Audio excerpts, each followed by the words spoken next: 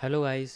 तो आज हम बात करने जा रहे हैं चार्ट एनालिसिस के बारे में और साथ में कुछ इंडिकेटर्स के बारे में भी हम लोग बात करेंगे। कल हमने मनी मैनेजमेंट और उससे पहले हमने एक बेसिक ओवरव्यू के बारे में बात। चार्ट एनालिसिस दूसरे नंबर पर आता है, जो सबसे ज़्यादा इंपॉर्टेंट चीज़ है ट्रेडिंग के अंदर। इसमें हम पता करते हैं कि हमें कोई पोजीशन मिलती है या नहीं मिलती है, या हमें वेट करना पड़ता है। ये तीन चीज़ें हमें देखनी पड़ती है चार्ट एनालिसिस करते हुए। बहुत सारे पैटर्न्स होते हैं, बहुत सारे आपको ये देखने को मिलेगा कि सपोर्ट रेजिस्टेंस होते हैं, ये भी मैं आपको बताऊंगा ये दोनों चीज़ क्या होती है। कंसोलिडेशन पीरियड होता है और साथ में होल्डिंग होती है। तो ये सारी चीज़ें आज हम इसके अंदर डिस्कस करेंगे, साथ ही कुछ बेसिक इंडिकेटर्स और बेस्ट इंडिकेटर उनके बारे में बात करेंगे। तो guys, welcome to my channel and my name is Leap. So chart analysis के लिए सबसे पहले हम लोग यूज़ करेंगे जो एक बिगिनर के लिए सबसे बेस्ट है, जो कि मुझे लगता है लाइन चार्ट। लाइन चार्ट इसलिए बेस्ट है क्योंकि ये आपको बेसिक मार्केट के स्ट्रक्चर को दिखाता है एक सिंपल वे में। क्योंकि आपको अभी शुरुआत में डिटेल डालने की कोई जरूरत, शुरुआत में जितना चाहिए आप उतना ज़्यादा ना ओवरव्यू पे ध्यान दो कि एक बेसिक आपको ना एक पैटर्न नजर आए। जस्ट लाइक अगर आपको देखना चाहते हैं कि मार्केट एक स्ट्रेट लाइन में घूम रही है, तो आप एक स्ट्रेट लाइन में आपको वो लाइन चार्ट दिखाएगा। उसके अंदर क्या हो रहा है आपको अभी शुरुआत में जानने की कोई जरूरत नहीं, क्योंकि आप बेसिक एक पैटर्न सोच रहे हो। जस्ट लाइक आप एक डब्लू बनाने के लिए सोच रहे हो। सबसे पहला पैटर्न मैं मार्केट के अंदर बनाना चाहूंगा, वो होता है डब्लू। डब्लू तब बनता है जब मार्केट बिल्कुल बॉटम में होती है, डाउन में चल रही होती है, तब एक डब्लू बनता है। और डब्लू की जो बीच की लाइन जब क्रॉस करके मार्केट चली जाती है, तो वहां पर एक ब्रेकआउट बनता है। इसे ब्रेकआउट कहते हैं। जो डब्लू का नेक तोड़ के मार्केट भाग जाती है, वो ब्रेकआउट क्रॉस करती है और सीधे अप ट्रेंड में चली जाती है। ठीक है, ये एक बेसिक डब्लू आपको देखने के लिए लाइन चार्ट सबसे बेस्ट हो। इसी तरीके से इसका अपोजिट यानी कि एम, डब्लू का अपोजिट एम बनता है, जो कि होता है आपके मार्केट के बिल्कुल टॉप पर। उसमें भी जब मार्केट ब्रेकआउट देती है उसके बिल्कुल नेक पर, तभी मार्केट नीचे आना शुरू कर जाती है। तो वहाँ से आपकी पोजीशन डाउन की यानी कि पुट की लगनी शुरू होती है और मार्केट धीरे धीरे नीचे आना शुरू कर। तो ये आपके बेसिक बाय और सेल के लिए डब्लू और एम का पैटर्न था। ठीक है, सिर्फ यही दोनों नहीं है, ऐसे बहुत सारे पैटर्न्स हैं जिनको आपको रिमेंबर यानी कि याद करना पड़ेगा। देखो, इतना सब कुछ कॉम्प्लेक्स बनाने की ज़रूरत नहीं है, मैं आपको सिंपल वे में समझाता हूँ। ऐसे बहुत सारे पैटर्न्स हैं, जैसे कि राइजिंग वेज है, असेंडिंग वेज है, ठीक है, डिसेंडिंग वेज है, ट्राइंगल, हेड एंड शोल्डर। ये बहुत सारे पैटर्न्स हैं जो कि आपको सिंपली मार्केट के स्ट्रक्चर को पहले से ही बना के दिखा देंगे। मतलब जब मार्केट में कोई स्ट्रक्चर बन रहा होगा, आपको पहले उन स्ट्रक्चर को याद कर लेना है। उसके बाद आपको खुद नज़र आ जाए कि मार्केट ये स्ट्रक्चर बना रही है, अच्छा इस तरीके से बना रही है, तो क्या मेरी पोजीशन लेने का यहाँ पर कोई अपॉर्चुनिटी आएगी। बस आपको उस चीज़ का वेट करना है, और जो अपॉर्चुनिटी आएगी उसको किस तरीके से आपको एनालाइज करना है, ये आपका आता है चार्ट एनालिसिस के अंदर। ठीक है, दूसरी चीज़, लाइन चार्ट सीखने के बाद आप आ जाते हो उसके डीप के अंदर, यानी कि कैंडलस्टिक चार्ट। कैंडलस्टिक चार्ट क्या होता है? कैंडल्स होती हैं, रेड और ग्रीन कलर की कैंडल्स होती हैं, और ये कैंडल्स शो करती हैं कि आपका जो चार्ट है वो आपका जो लाइन चार्ट है वो डीप में कैसा दिखता है। मान लीजिए लाइन चार्ट में सिंबल एक लाइन बन रही है, आपने देखा यार अप ट्रेंड की तरफ जा रही है वो, लेकिन अब इसके अंदर जो डिटेल्ड जो कैंडल बनी हुई है, कोई ग्रीन, कोई रेड, कोई बड़ी ग्रीन, कोई बड़ी रेड, कोई छोटी ग्रीन, कोई बड़ी रेड, इस तरीके से करते करते मार्केट ऊपर जा रही है। ठीक है, ये असली मार्केट की मूवमेंट है। मार्केट इस तरीके से मूव करती है, आपको ये तब पता चलेगा जब आप लाइन चार्ट से कैंडलस्टिक चार्ट में आ जाते हो। उसके बाद आता है कि कैंडलस्टिक चार्ट के अंदर बहुत सारे कैंडलस्टिक पैटर्न होते हैं। जस्ट लाइक कहने का मतलब है कि कैंडल्स के भी बहुत सारी शेप्स होती हैं, और हर कैंडल की शेप का एक अलग मीनिंग होता है। मैं पर्सनली कैंडल की शेप्स के बेसिस पर ही ट्रेडिंग करता हूँ। आपने लाइव में मुझे बहुत बार देखा होगा कि मैं सिर्फ और सिर्फ कैंडल स्टिक के पे। इसका रीज़न मैं आपको आगे बताऊंगा कि ऐसा क्यों करता हूँ मैं। इससे पहले आप समझ लीजिए कि ये क्यों ज़रूरी है। देखो, जस्ट लाइक मैं सबसे पहले बात करता हूँ कैंडल के पहले पैटर्न के ऊपर, जो कि होता है हैमर। ये क्या करता है? मार्केट को इतना ज़्यादा उठा देता है। आप बेसिक पोजिशन है कि आप लगाते कैसे हो उसको, डिफरेंट टाइम फ्रेम पे डिफरेंट कैंडल बन। जस्ट लाइक हैमर है, इसी का अपोजिट हो जाता है इन्वर्टेड हैमर। ऐसे ही बहुत सारे हैं, shooting star, 3 black crows, 3 white crows, head and सॉरी मारो बोजू। ठीक है, बुलिश एनगल्फिंग, कुछ दो दो कैंडल्स के पैटर्न है, कुछ तीन तीन कैंडल्स के पैटर्न है। जैसे पहली कैंडल में सिंपल आपका डोजी, ड्रैगन फ्लाई डोजी आता है, हैमर, इन्वर्टेड हैमर आता है। दूसरे में आपका आता है जैसे बुलिश एनगल्फिंग, बेयरिश एनगल्फिंग। ठीक है, कुछ मेरी भी बनाई हुई बुलिश और बेयरिश एनगल्फिंग है, वो भी मैं आपको बताऊंगा। ठीक है, वो मैं आपको लाइव पे बताऊंगा, क्योंकि ऐसे मैं समझा नहीं पाऊंगा आपको इतनी आसानी से। ठीक है, उसको समझाने के लिए बहुत लंबा टाइम चाहिए, लेकिन वो भी हाँ सिंपल है। वो भी मैंने कई बार लाइव में ही बताई भी हुई है चीज़, बट हाँ आप और ज़्यादा अच्छा समझ लोगे अगर मैं वहाँ पर आप सीखो। तो उसके बाद आती है, आपने कैंडल स्टिक पैटर्न्स को भी याद कर लिया, आपने चार्ट पैटर्न्स को भी याद कर लिया, यानी कि पहले आपने पूरे हाथ को याद करा, फिर उसके अंदर की कैंडल को भी याद करा, हर एक पैटर्न, हर एक कैंडल की साइज़ के बारे में भी आपको पता है। अब आप बिल्कुल पक्के हो गए हो, ये तो बेसिक नॉलेज है, आपको बिल्कुल याद कर लेना है। उसके बाद आता है सपोर्ट एंड रेजिस्टेंस। सपोर्ट और रेजिस्टेंस क्या होते हैं, देखो कई बार मार्केट ऊपर की साइड ना कई बार टच करती है, जैसे ऊपर गई फिर नीचे आ गई, फिर उसी पोजीशन पे गई, सेम तो नहीं लेकिन ऊपर नीचे हो सकता है, 100-200 पॉइंट, किसी में 1000 पॉइंट, डिपेंड करता है आपका टाइम फ्रेम कौन सा है। ठीक है, मैं टाइम फ्रेम भी बताऊंगा, मैं टाइम फ्रेम बार बार क्या बोल रहा हूँ इसके बारे में भी मैं बताऊंगा। कई बार अगर मार्केट उसी पोजीशन पे बार बार टच कर रही है, मान लो 2 बार टच कर रही है, तो दूसरी बार में वो रेजिस्टेंस बना देती है, ऐसी नीचे कर रही है तो वो कई बार सपोर्ट बना देती है। तो वो सपोर्ट और रेजिस्टेंस के बीच में ट्रेड करना बेवकूफ़ी होती है, याद रखना। सपोर्ट और रेजिस्टेंस के बीच में कभी ट्रेड नहीं करना, आपको या तो सपोर्ट पे करना है या आपको रेजिस्टेंस पे करना है। ठीक है, मैं ऐसा इसलिए कह रहा हूँ क्योंकि मान लीजिए आपका एम बन रहा है, आपका एम कभी भी सपोर्ट पे तो बनेगा नहीं, एम तो ऊपर ही बनेगा। तो भाई मार्केट का जो एम की स्टार्टिंग है वो डंडी एम की पहले जा रही है, फिर दूसरा, फिर तीसरा, फिर चौथे पे आपको ट्रेड लगानी है ब्रेकआउट टूटते। कभी कभी फेक ब्रेकआउट भी आएंगे, उनसे भी आपको बचना पड़ेगा, और कभी कभी फेक ब्रेकआउट आपका एसएल भी हिट करेंगे। ठीक है, चलो वो तो एक ट्रेडिंग में एक पार्ट है कि लॉसेस तो आपके होने हैं, बस आप उनको मैनेज कैसे करते हो वो मैंने आपको बताया हुआ है पिछली वीडियो में कि आप कैसे मैनेज करोगे अपने स्टॉप लॉस को। और साथ में ये वीडियो समझ में तभी आएगी जब आप पहले मनी मैनेजमेंट समझ लोगे। आपको पूरे अच्छे तरीके से एक कैलकुलेटर बन जाना है खुद के लिए, कि मेरे पास अगर 100 रुपये, मैं उसको तुरंत 5% कैसे कैलकुलेट करूँ। आपको तुरंत 5% मल्टीप्लाई 100 करने की ज़रूरत नहीं है। अपने माइंड को ऐसा ट्रेन कर लो कि एक बेसिक नंबर की आप कैलकुलेशन जान सको। ये बहुत ज़रूरी है, देखो कहना थोड़ा है लेकिन ये बहुत ज़रूरी है, ये आपको बहुत मदद देगी। मिनटों में आप कैलकुलेट कर लोगे। ठीक है, अगर आप एक लॉन्ग टर्म या वीकली ट्रेडर नहीं हो, तो अगर आप वीकली ट्रेडर हो तो आपको कोई इशू नहीं है, आपको सिंपली आपको आराम से आप उसको कैलकुलेट करके तसल्ली से कर सकते हो। लेकिन इंट्राडे वालों के लिए जो एक दिन में ट्रेड लेते हैं और एक ही दिन में बेच देते हैं, एक दिन में बाय, एक दिन में सेल, एक दिन में सेल, एक दिन में बाय, उनके लिए मैं ये बात कर रहा हूँ। ठीक है, ट्रेडिंग भी बहुत तरह की होती है कि आप एक दिन में करना चाहते हो, आप वीकली करना चाहते हो, आप मंथली या 6 मंथ, क्वार्टरली या फिर ईयरली, या बहुत सारे ऐसे पीरियड वाइज होता है। ठीक है, इसका भी टाइम होता है। दूसरा आता है हमारे पास चार्ट्स का टाइम फ्रेम क्या होता है। देखो 2 टाइम फ्रेम होते हैं।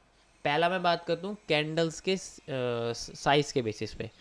कैंडल का जो टाइम होता है ना, एक वो टाइम होता है कि जैसे 1 minute, 2 minute, 3 minute, 5 minute, 15 minute, 30।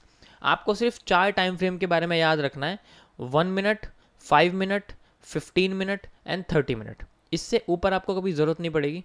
अगर आप बेसिक मार्केट का एक लॉन्ग टर्म के स्ट्रक्चर के लिए बात करो तो उसके लिए मैं बताता हूँ आपको कितना ज़रूरत पड़ेगी। 15 मिनट, ठीक है, 30 मिनट और 240 यानी कि 4 आवर्स, और उसके बाद ये 4 आपको यूज़ होगा एक लॉन्ग टर्म के लिए, जो कि आपका क्वार्टरली या मंथली के हिसाब से आप ट्रेड कर रहे हो।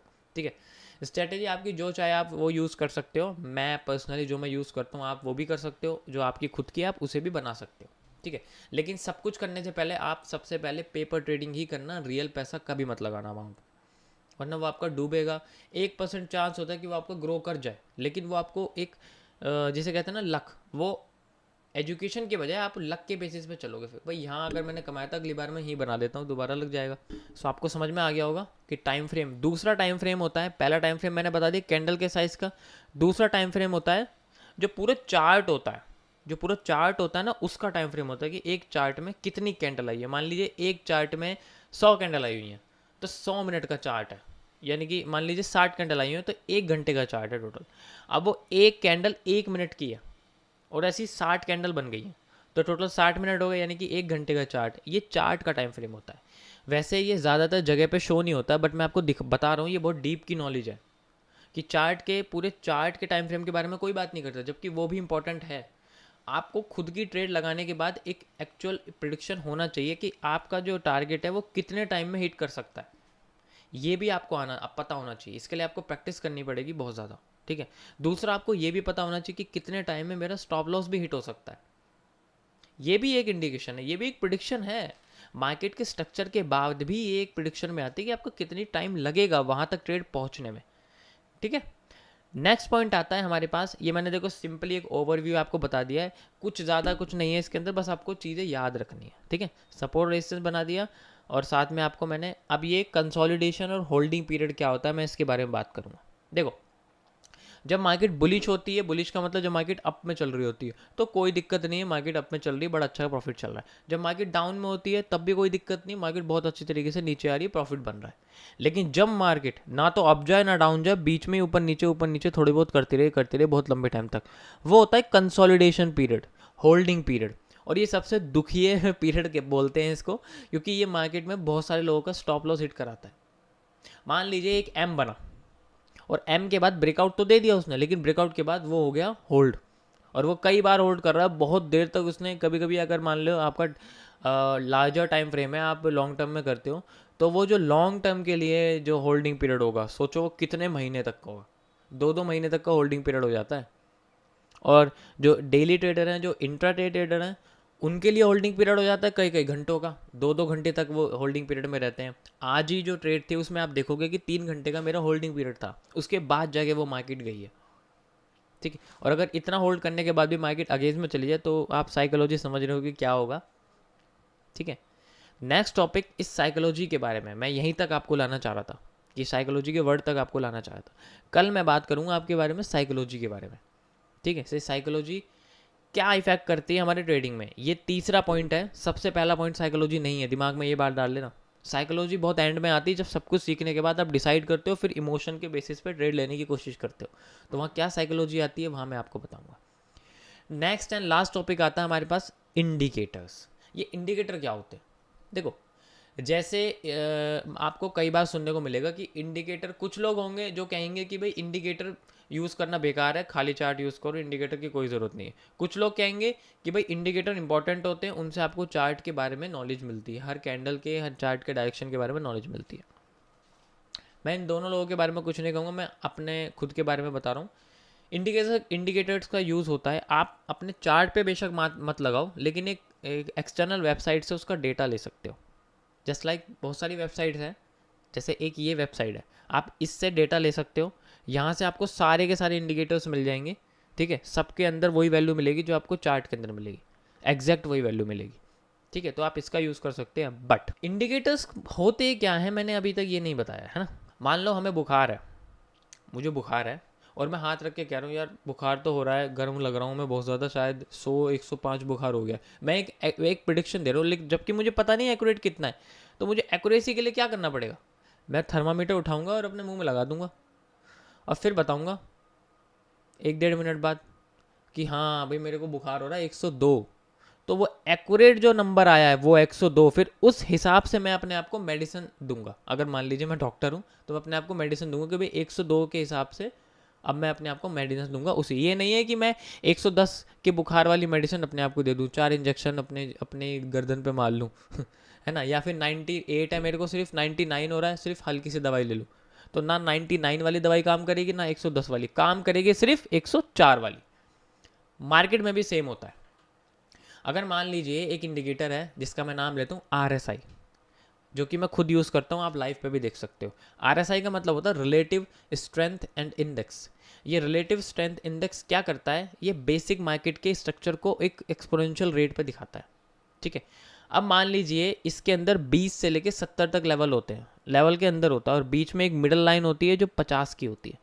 50 से अगर ऊपर चली गई मार्केट, मान लीजिए 50 से अगर ऊपर जाए जा रही है, उसके अंदर जो लाइन जा रही है वो 50 से ऊपर चली जा रही है, इसका मतलब है कि मार्केट में बहुत ज़्यादा लोग खरीद रहे हैं, ऊपर जाए जा रही है। अगर वो बिल्कुल टॉप पे चली जाए तो वो एक इंडिकेशन देती है, नंबर देती है 70 का, 65 का, 80 का, तो वो एक इंडिकेशन होता है कि मार्केट में बहुत ज़्यादा खरीद लिया है, यहाँ से मार्केट गिरना शुरू हो सकती है। और ये 90% चीज़ काम करती है। तो RSI एक बेसिक रेजिस्टेंस बनाता है ऊपर, और इसी तरीके से सेम नीचे डाउन में सपोर्ट बनाता है। ऐसा ही हर इंडिकेटर करता है, बस उसका बस दिखने का तरीका और कैलकुलेशन का तरीका अलग होता है। तो वो जो नंबर निकाल के देता है वो सिर्फ और सिर्फ एक इंडिकेटर ही देख सकता है।